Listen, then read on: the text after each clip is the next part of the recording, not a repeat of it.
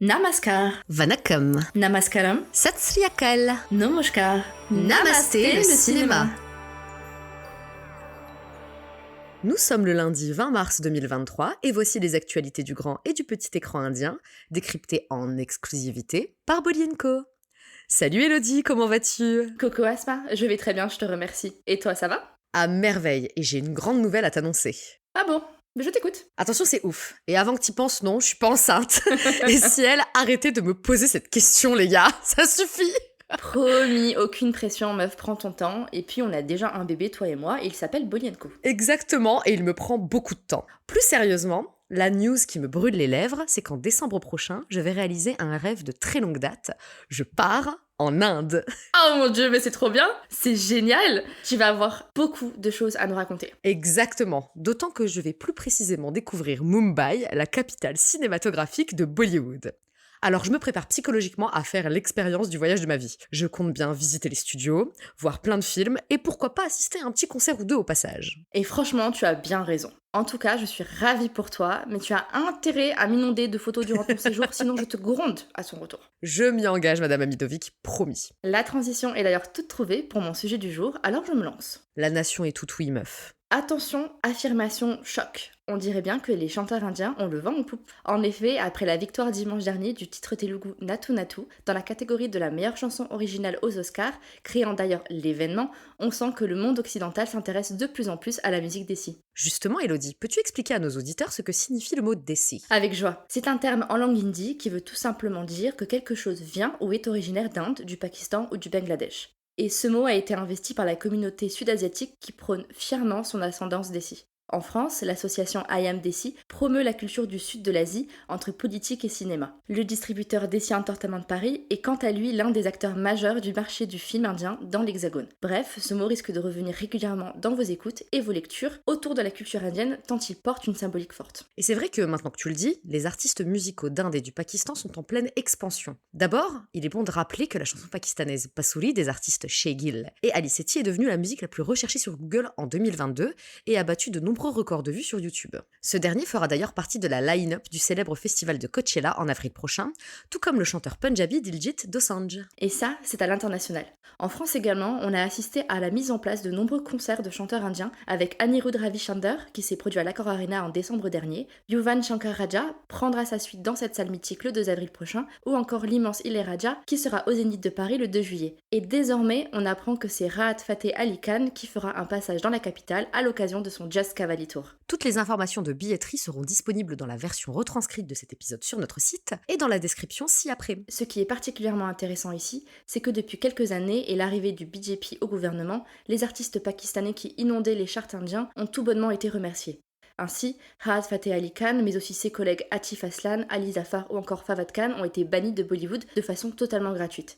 C'est donc une belle revanche de voir certains d'entre eux exploser à l'échelle mondiale. La question est donc la suivante, est-ce qu'on n'assisterait pas à l'avènement de la musique desi ? C'est fort possible, d'autant que la communauté desi, longtemps invisibilisée ou tournée en ridicule dans les médias traditionnels, est de plus en plus représentée et de manière bien moins réductrice qu'avant. Justement, Rahat Fateh Ali Khan faisait tout récemment une apparition en chanson dans le dernier film de Shekhar Kapoor, la comédie romantique britannique Et l'amour dans tout ça, avec Lily James, Shahzad Latif, Emma Thompson et Shabana Azmi. D'autres producteurs et scénaristes, comme Mindy Kaling, ont eu à cœur d'amener une plus grande représentation de Sud-Asiatiques dans leurs projets. Cette dernière avec ses séries Mes Premières Fois et The Sex Lives of College Girls. Marvel a également apporté sa pierre à l'édifice avec la série Miss Marvel, dans laquelle l'héroïne, incarnée par Iman Vellani, est d'origine pakistanaise. Enfin, notre Desi Girl Priyanka Chopra Jonas fait également en sorte que sa communauté soit valorisée et organise depuis 2 ans un gala qui célèbre l'excellence des Asiatiques du Sud dans le monde, une semaine avant les Oscars. La comédienne y invite tout le gratin de Hollywood, mais aussi tous les artistes indiens, pakistanais ou bangladais ayant marqué le cinéma. Bref, tout ça pour dire qu'on espère que toutes ces belles victoires pour cette culture qu'on aime tant ne seront que le début d'une longue série. Et si le prochain projet à faire fureur dans le monde était sorti cette semaine? Difficile à dire, je te laisse juger. Au cinéma, en tout cas, découvrez cette semaine la comédie romantique Tujuti Mein Makar avec Ranbir Kapoor et Shraddha Kapoor dans les rôles principaux grâce à Desi Entertainment Paris. La critique du métrage est d'ailleurs déjà disponible sur notre site. Le distributeur Nighthead Film nous gâte également avec 2 sorties. Le film d'action Canada Kabza et surtout le mélodrame Mrs. Saturday This is Norway avec la Queen Rani Mukherjee. Je vais me caser une petite séance pour retrouver cette actrice phare sur grand écran, qui était d'ailleurs en couverture du tout premier numéro de notre magazine. En espérant qu'une séance toulousaine soit annoncée pour que je puisse suivre ton exemple. Du côté de la SVOD, vous pouvez découvrir 2 nouveautés. La série Rana Naidu avec Rana Dagubati sortie sur Netflix et la rom-com Middle Class Love avec Preet Kamani sur Z5. Oh, Preet, le choupinet de Armchair et Masca. Je sais, il est trop mignon. Mais la vraie bonne nouvelle n'est pas là. En effet, tout le catalogue de la bannière Dharma présent sur Netflix avec certains grands classiques comme Kuchu Kuchu Rotare, Kalho Naho ou La famille indienne devait quitter la plateforme le 14 mars. Mais non seulement tout est resté, mais 3 films de la maison de production se sont ajoutés à la liste cette semaine. Student of the Year, Agnipath et Yejavani Hedivani qu'on adore chez Bolienko. Oh que oui. Foncez voir ce film si ce n'est pas déjà fait, c'est un joyau. Et moi qui l'ai revu il y a quelques jours, je vous confirme que ça fonctionne toujours aussi bien. D'autant que ce genre de métrage fin et fédérateur se font de plus en plus rares. Et ce n'est pas le projet de la semaine qui viendra te contredire, chère Elodie. Effectivement, j'ai récemment découvert la bande-annonce de Gaslight, prochaine sortie de la plateforme Disney+ Hotstar avec Sarah Ali Khan dans le rôle principal. Ce métrage signe d'ailleurs un petit retour pour la comédienne, qui n'avait rien fait depuis la sortie d'Atrangere en 2021, également sur cette plateforme. Et avant que vous ne posiez la question, non, malheureusement, Disney+ Hotstar n'est pas accessible en France, à moins que vous utilisiez un VPN. D'ailleurs, la bande-annonce est à mon sens assez mal foutue. On nous en dit trop sur ce thriller horrifique qui porte manifestement sur une jeune fille handicapée qui cherche des réponses derrière la disparition de son père. Au casting, on retrouve le génial Vikrant Massé aux côtés de Chitrangada Singh, Rahul Dev et Akshay Oberoi. Pourtant, le titre est plutôt intriguant. On parle de plus en plus de gaslighting dans les médias, notamment en psychologie comportementale. Tu peux nous en dire plus ? Bien sûr. Le gaslighting, c'est une forme d'abus mental qui se manifeste par une déformation de l'information par l'abuseur pour mieux manipuler la victime.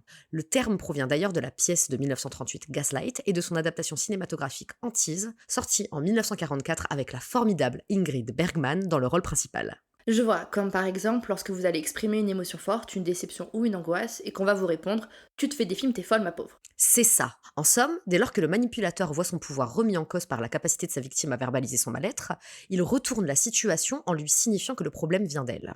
Mais le film de Sarah Ali Khan parlera-t-il vraiment de cela ? Ce serait justement intéressant de voir comment ce qu'on appelle également le détournement cognitif peut être illustré dans un cinéma indien qui a longtemps fait taire ses personnages féminins. Tu as d'ailleurs rédigé un article très intéressant sur la place de la femme et sur le complexe du sauveur au cinéma que vous pouvez découvrir dès à présent sur notre site.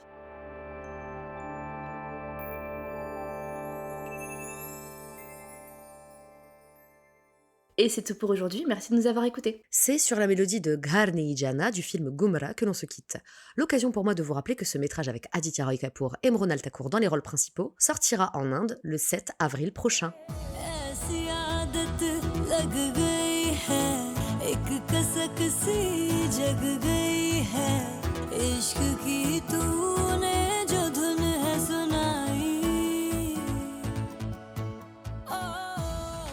Un grand merci à toutes et à tous, c'était Namasté le cinéma. Si vous avez aimé ce podcast, n'hésitez pas à partager, à liker, à commenter et surtout à vous abonner pour ne rater aucun de nos prochains épisodes. Vous pouvez nous contacter par mail sur boliancomagazine@gmail.com ou sur www.bolianco.fr. Mais aussi sur nos réseaux sociaux, à savoir sur Instagram, Twitter et Facebook. Promis, on s'engage à vous répondre rapidement. Nous vous souhaitons une belle semaine. Et à lundi prochain dans Namasté le cinéma.